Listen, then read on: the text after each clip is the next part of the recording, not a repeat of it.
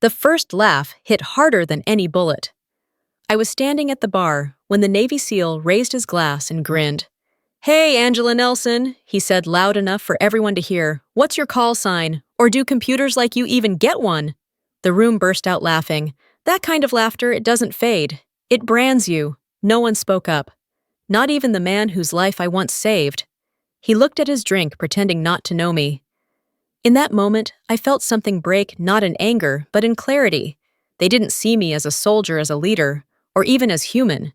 Just a woman in the wrong room. I set my glass down slowly.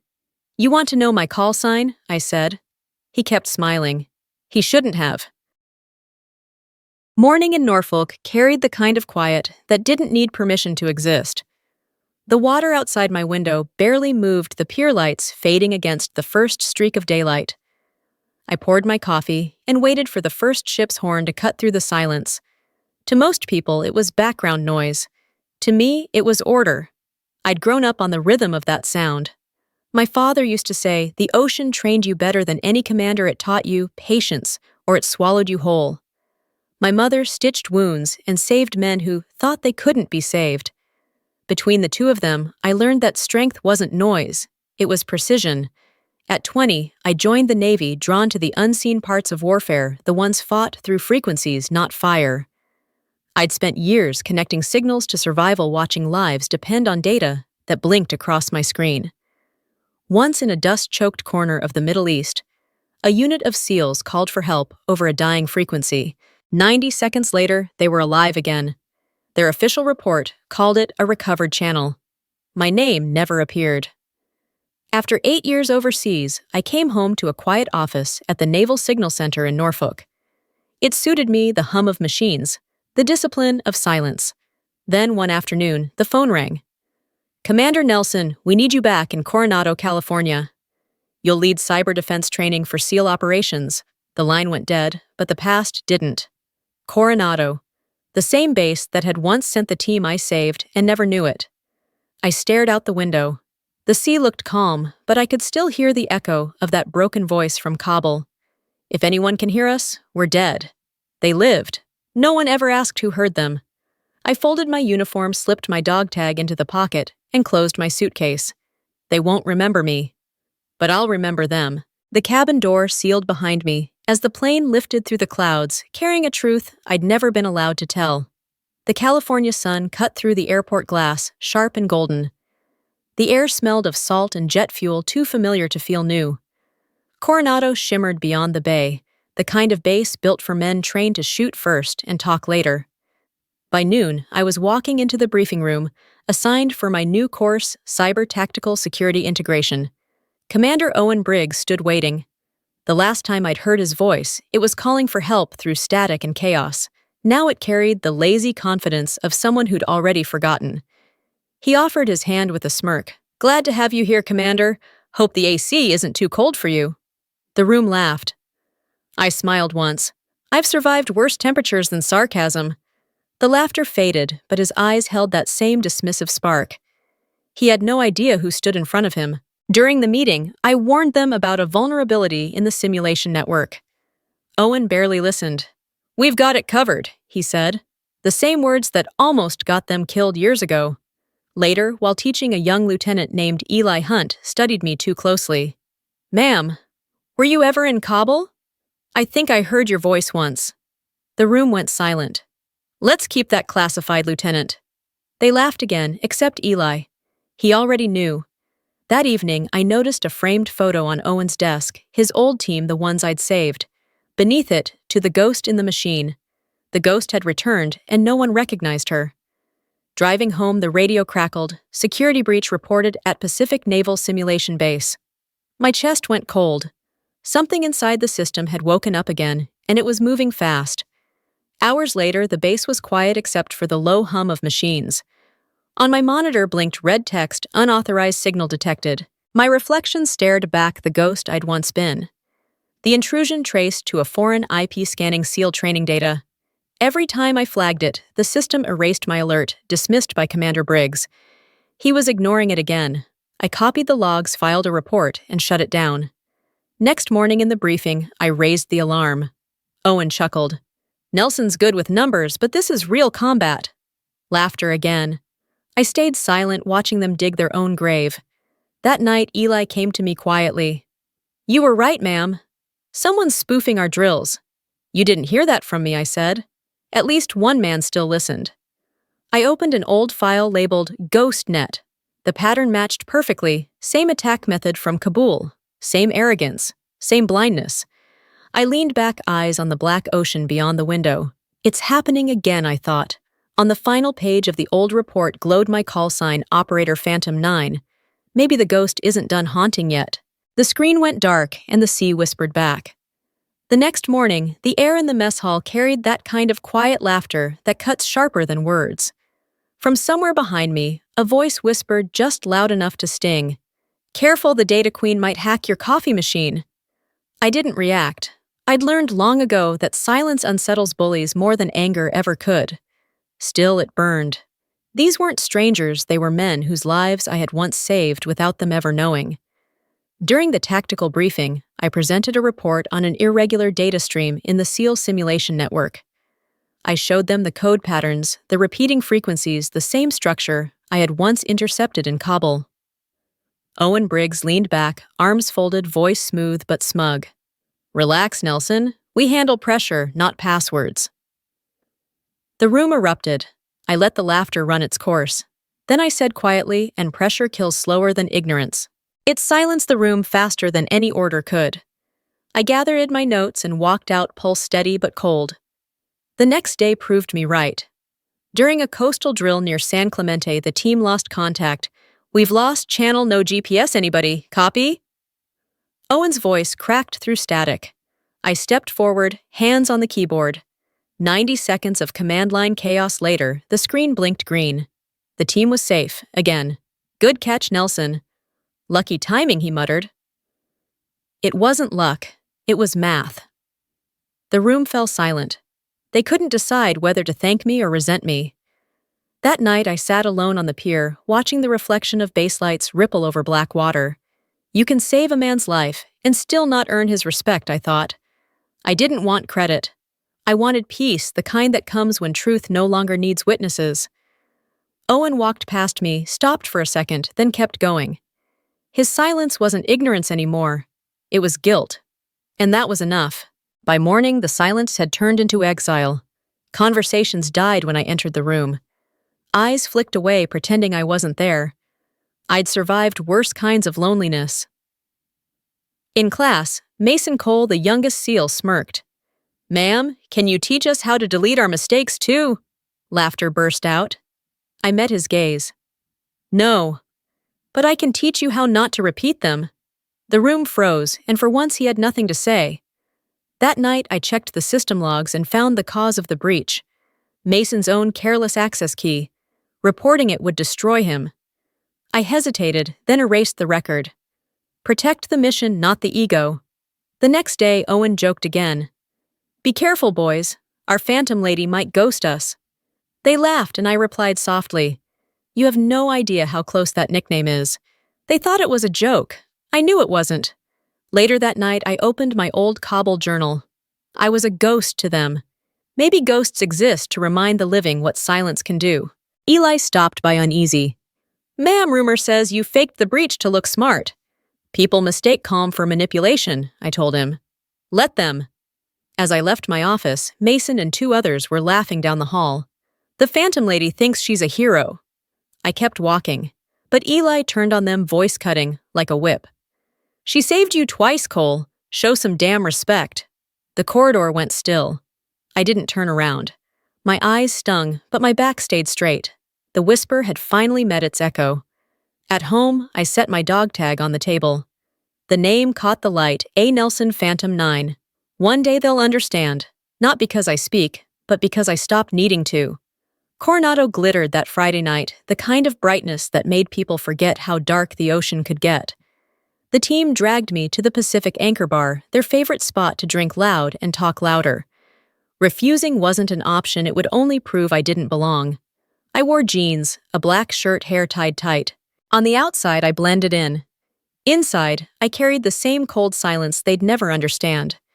Beer spilled, laughter echoed. They toasted to drills and near misses, then shifted to their favorite joke, me. Data Queen, Ghost Operator, Phantom Lady.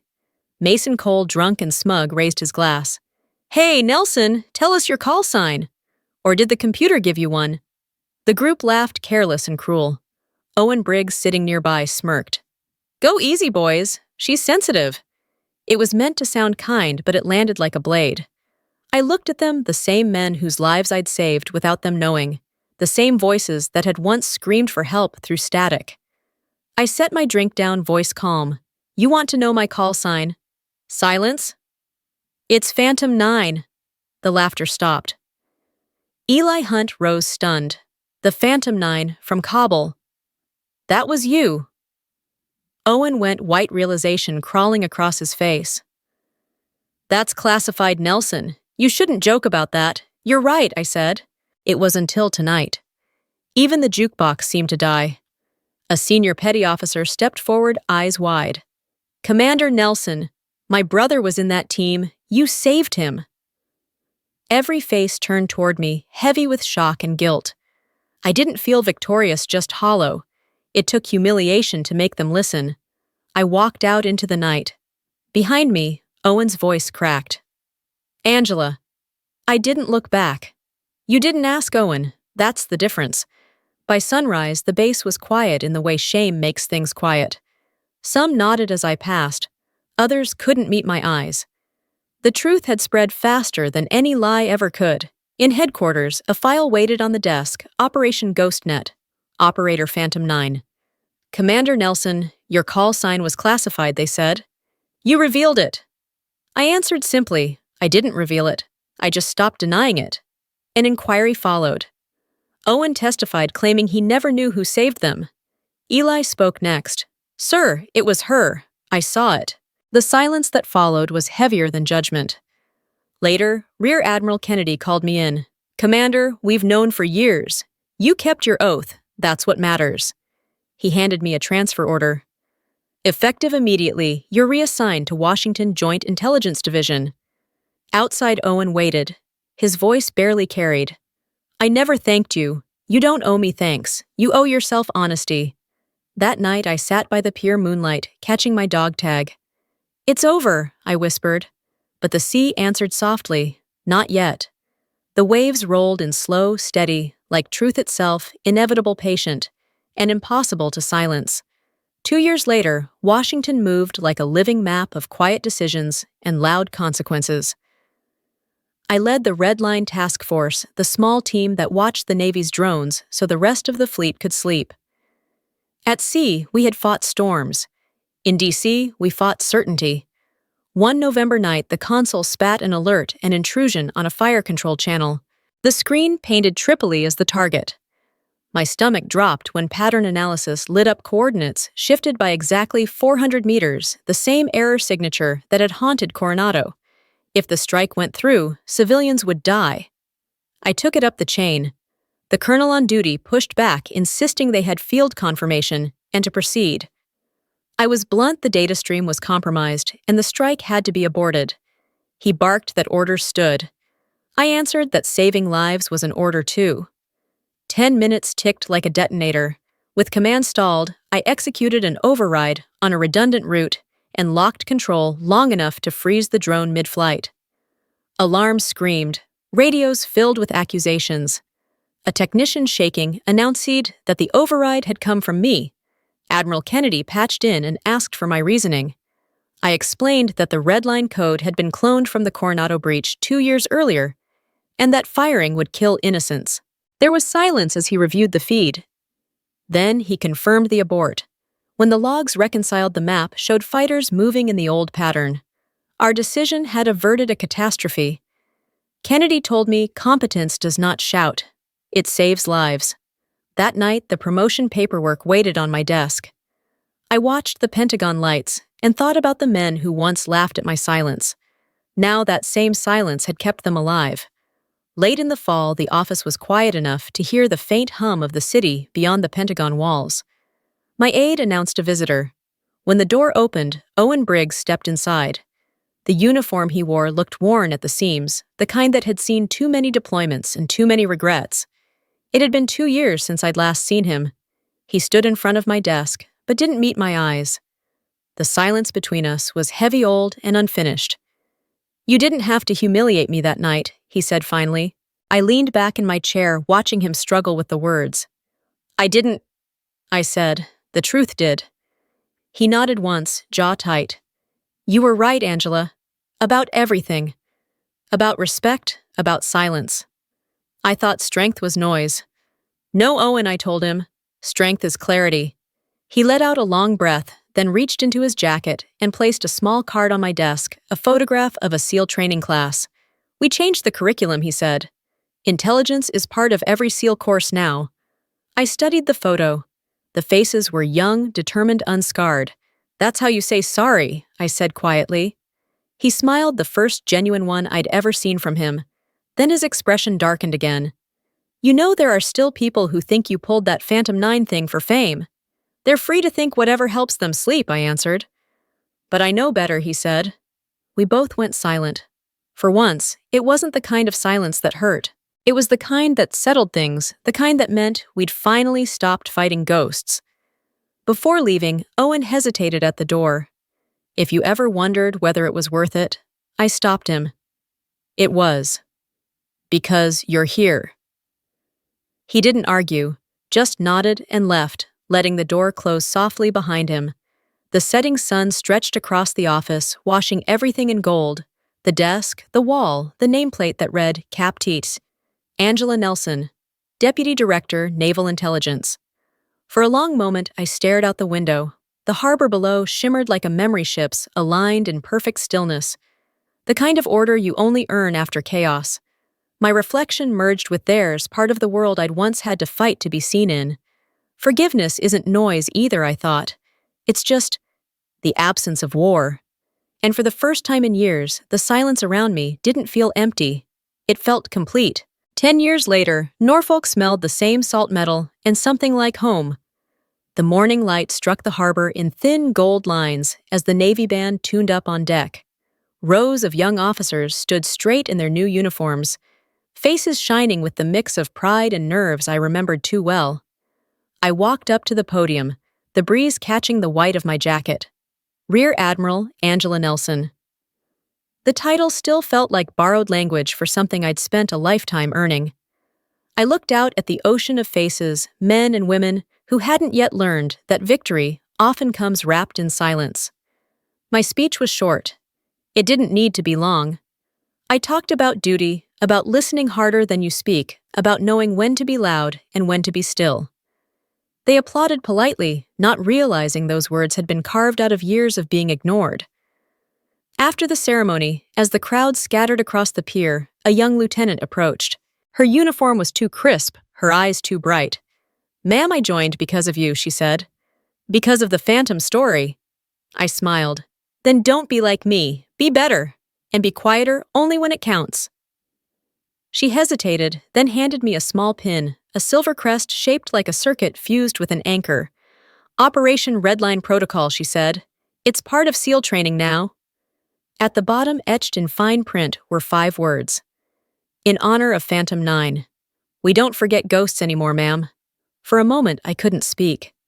The past, once buried under ridicule and secrecy, had become part of their foundation. They'd built a doctrine out of a woman they once refused to see. I closed my hand around the pin, feeling its weight light, but not small. As the crowd thinned, I turned toward the back row. Owen Briggs stood there in civilian clothes, his posture still impossibly straight. Retirement had softened him. The arrogance had long washed away. When our eyes met, he raised his hand in salute.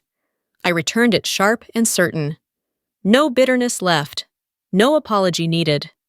Down by the dock, Eli Hunt waited. He'd traded his combat gear for teaching blues, the kind of man who carried respect the way others carried medals. We walked side by side along the wooden planks, the tide lapping beneath us. "Funny how a bar joke turned into a Navy doctrine," he said. I laughed, the sound low and easy. "Revenge is loud," I told him. "Redemption whispers." He nodded. And for a while, we just listened to the creak of ropes, the hum of ships, the distant gulls calling above the bay. There was nothing left to prove. When he left, I stayed behind. The pier stretched into the water like a bridge to another life. The sea was calm today, the way it only is when the storm has already passed somewhere else. I stood there until the chatter from the crowd faded, and the world went quiet again. I reached into my pocket and pulled out my old dog tag edges, worn smooth with time. The letters were faint but still there, A. Nelson, Phantom 9. I turned it over in my hand, letting it catch the morning light. "You don't have to shout the truth," I whispered. "You just have to live it." The wind moved through the rigging above me, blending with the steady rhythm of the waves. It was the same sound I'd heard all my life, the sound of duty, of memory of peace. The sound of water. As the scene faded to the soft rush of the tide, the world narrowed to one quiet truth. Rear Admiral Angela Nelson Rhett, founder of Red Line Integrity Protocol U.S. Navy, and beneath it, only the ocean answered.